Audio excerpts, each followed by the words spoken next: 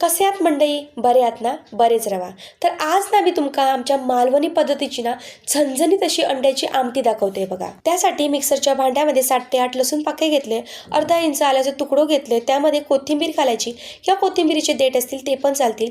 तेलात परतलेले 2 लवंगा, 1 दालचिनीचा तुकडो, 1 मोठी वेलची, 1 छोटी वेलची, तमालपत्र, 2 मिरी आणि अर्धा चमचा जिरे घ्यायचा.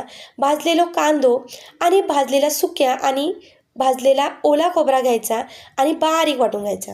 तेल हलक्यासा गरम करायचा, त्यामध्ये जिरा फोडणी घालायचा. यात लाल मिरची पावडर घालायची, त्यामुळे आपल्या आमटीक रंग छान येतात. लगेच टोमॅटो आणि वाटलेला वाटण घालायचा. यात आपलं मालवणी मसाला, मीठ घालून तेल सुटेपर्यंत एका परतायचा. तेल छान सुटला की यामध्ये फक्त आणि फक्त गरम पाणीच ओतायचा.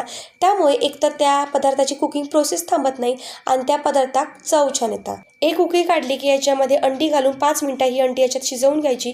वरून कोथिंबीर घालायची. आपली झणझणीत अंड्याची